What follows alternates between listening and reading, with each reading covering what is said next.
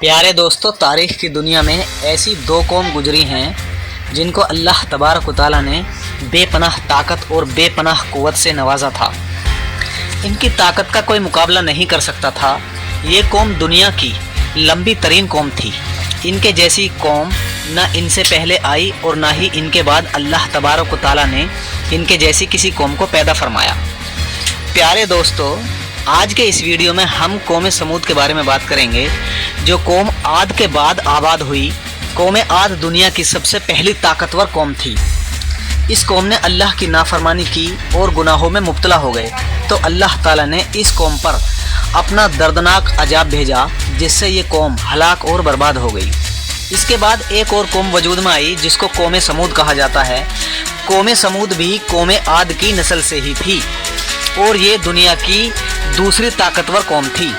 ये कौम हजर के इलाके में आबाद थी और आहिस्ता आहिस्ता ये लोग फैलते चले गए, यहाँ तक कि ये लोग पूरब से पश्चिम तक फैल गए। प्यारे दोस्तों, उस वक्त की ये सबसे सुपर पावर और ताकतवर कौम थी और अल्लाह तबारक व तआला ने इनको बेशुमार ताकत से नवाजा था। दोस्तों, कौम समूद की औसतन लंबाई 40 हाथ थी और इनकी उम्र 900 से 1000 साल होती थी और इन्हें कोई बीमारी नहीं होती थी। ये लोग कभी बूढ़े नहीं होते थे। ये लोग हमेशा जवान और तंदुरुस्त रहते थे।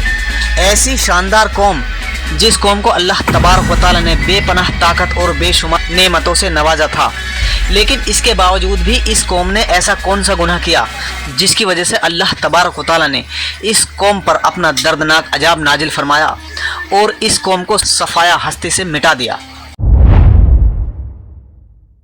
और इस कौम को रहती दुनिया के लिए इबरत का निशान बना दिया। आज की वीडियो में सब जानेंगे, देखते रहिए अंत तक। ये कौम बड़े बड़े पहाड़ों में रहने के शौकीन थे।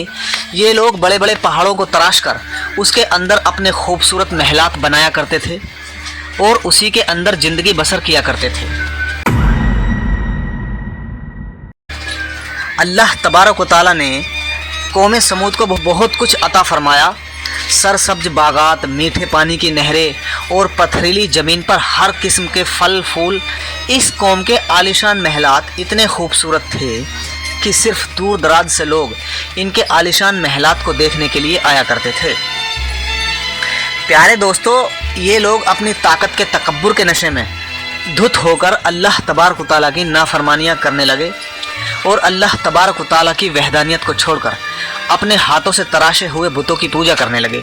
और ये बात भी भूल गए कि कुछ अरसा पहले अल्लाह तबारक व तआला ने इन्हीं की कौम पर इन्हीं गुनाहों की वजह से अपना दर्दनाक अजाब नाजिल फरमाया था। प्यारे दोस्तों, फिर अल्लाह तबारक व तआला ने इस ताकतवर और बदबख्त कौम की तरफ अपने प्यारे नबी हज़रत सालेह अलैहिस्सलाम को भेजा। चुनांचे हज़रत सालेह अलैहिस्सलाम ने अल्लाह तबारक व तआला के हुक्म के मुताबिक इस कौम को बुत परस्ती से मना किया और अल्लाह तबारक व तआला की वहदानियत की तरफ बुलाया और एक सच्चे खुदा की इबादत करने का हुक्म दिया।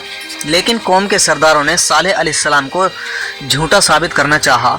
उस कौम के सरदार हज़रत सालेह अलैहिस्सलाम से कहने लगे कि आज तक जो भी नबी आया है वो अपने साथ कोई ना कोई मुअज्जा लेकर आया है। अगर तुम अल्लाह तबारक व तआला के सच्चे नबी हो तो हमको कोई मुअज्जा दिखाओ। सालेह अलैहिस्सलाम ने उनसे कहा कि आप लोग कौन सा मुअज्जा देखना चाहते हैं।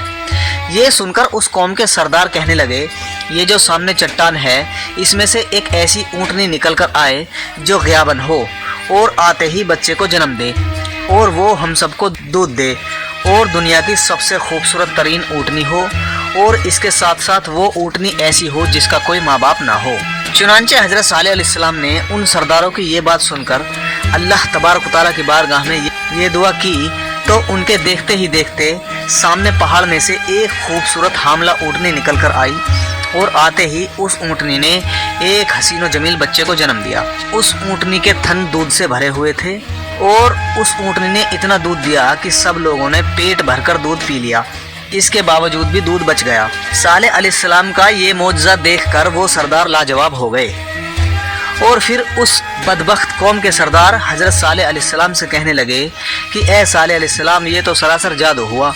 इस तरह उस कौम के बदबख्त सरदारों ने और उस कौम ने ये मौजज़ा देखने के बावजूद भी हज़रत सालेह अलैहिस्सलाम पर ईमान लाने से इनकार कर दिया। اور اسی طرح اپنے کفر اور شرک پر اڑے رہے۔ چنانچہ اس قوم کے کچھ لوگوں نے حضرت صالح علیہ السلام کی اونٹنی کو نقصان پہنچانے کی کوشش کی، تو حضرت صالح علیہ السلام نے ان لوگوں سے کہا کہ یہ اللہ تبارک و تعالیٰ کی بھیجی ہوئی اونٹنی ہے جو تمہارے لیے ایک معجزہ ہے۔ اب تم اس اونٹنی کو اللہ تبارک و تعالیٰ کی زمین میں چھوڑ دو اور اسے کسی قسم کی تکلیف نہ پہنچاؤ، ورنہ اللہ تبارک و تعالیٰ کا دردناک عذاب تمہیں پکڑ لے گا۔ اونٹنی اور اس کا بچہ قوم سمود کے کھیتوں میں پورا دن چرتے اور ان کے چشموں کا سارا پانی پی جاتے۔ یہ ماجرا دیکھ کر قوم سمود کے کچھ لوگوں نے صالح علیہ السلام کی بارگاہ میں شکایت کی کہ اونٹنی اور اس کا بچہ چشمے کا سارا پانی پی جاتے ہیں اور ہم کو پینے کے لیے پانی نہیں بچتا۔ تو ان کی یہ شکایت سن کر حضرت صالح علیہ السلام نے ان کے لیے دن مقرر کر دیے اور اس طرح اس چشمے کے پانی کو بانٹ دیا۔ ایک دن حضرت صالح علیہ السلام نے اس اونٹنی کے لیے طے کر دیا اور دوسرا دن اس چشمے کا پانی قوم سمود کے لیے طے کر دیا۔ پیارے دوستو، جس دن وہ اونٹنی پانی پیتی اس دن وہ دودھ بھی زیادہ دیتی اور دودھ اتنا ہوتا کہ دن اور رات میں ختم ہی نہیں ہوتا۔ پیارے دوستو، اس طرح کچھ ہی دنوں بعد قوم سمود اس اونٹنی سے تنگ آ گئے، کیونکہ جس دن اونٹنی پانی پیتی اس دن ان کو پینے کے لیے پانی نہیں ملتا تھا۔ چنانچہ قوم سمود کے ایک طاقتور سردار کی بیوی جس کا نام سدوپا تھا، اس عورت کی 2 انتہائی خوبصورت اور حسین و جمیل بیٹیاں تھیں۔ ان کی عمر 12 اور 14 سال تھی۔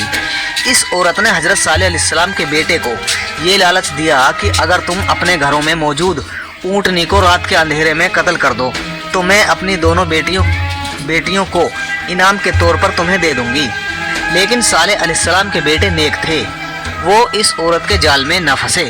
پھر اس کے بعد سدوپا نام کی عورت نے پوری قوم میں یہ اعلان کر دیا کہ جو شخص حضرت صالح علیہ السلام کی اونٹنی کو قتل کرے گا میں اپنی دونوں کنواری بیٹیوں کا نکاح ان سے کر دوں گی۔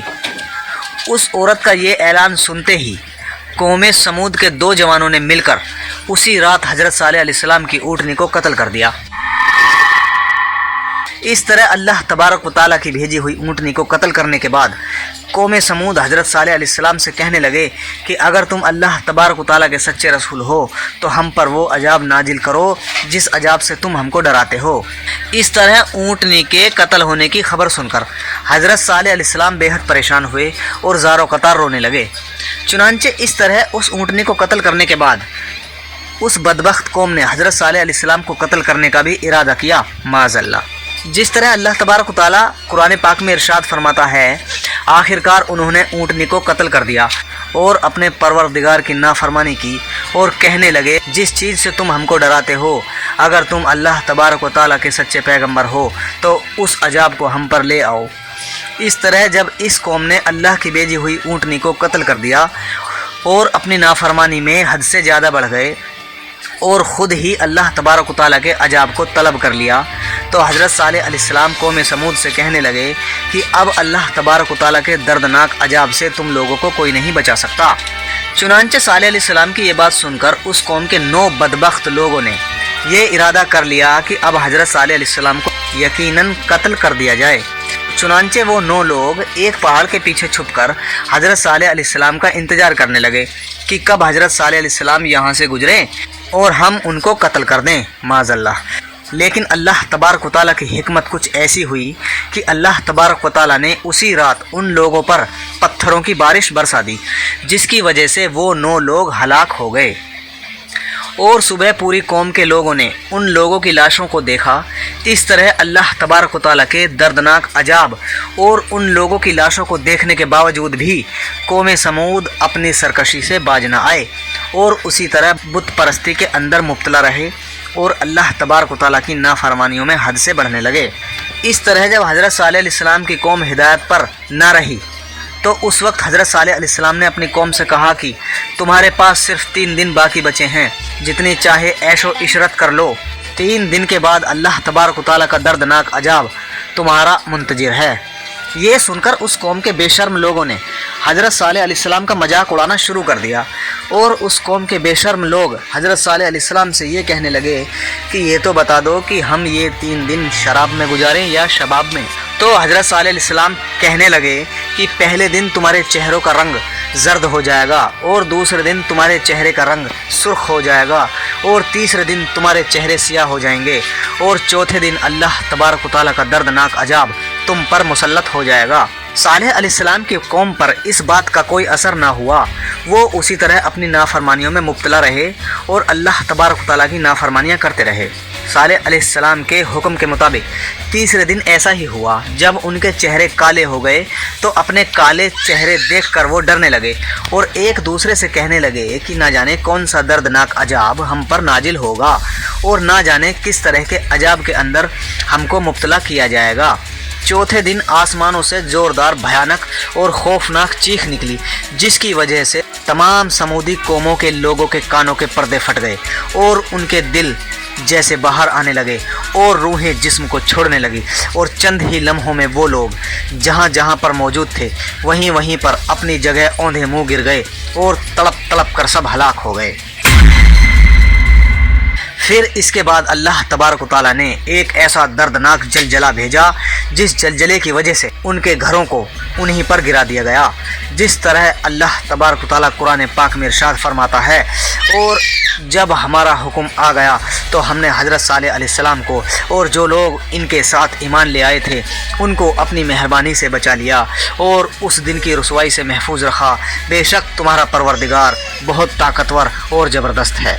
پیارے دوستو، اس طرح اللہ تبارک و تعالیٰ نے قوم سمود کی تباہی اور بربادی کے بعد ان کی نسل میں سے قوم سمود کو ہلاک کیا اور اس نافرمان قوم پر اپنا دردناک عذاب نازل فرمایا اور اس قوم کے لوگوں کو صفائے ہستی سے مٹا دیا۔ دوستو، اس قوم کے گھر آج بھی لوگوں کے لیے عبرت کا نشان بنے ہوئے ہیں۔ اللہ تبارک و تعالیٰ سے دعا ہے کہ وہ اپنے حضور عاجزی اور انکساری کے ساتھ زندگی گزارنے کی توفیق عطا فرمائے اور ان تمام گناہوں سے ہمیں بچائے جن گناہوں کے اندر مبتلا ہو کر پہلی قومیں ہلاک ہوئیں۔ آمین۔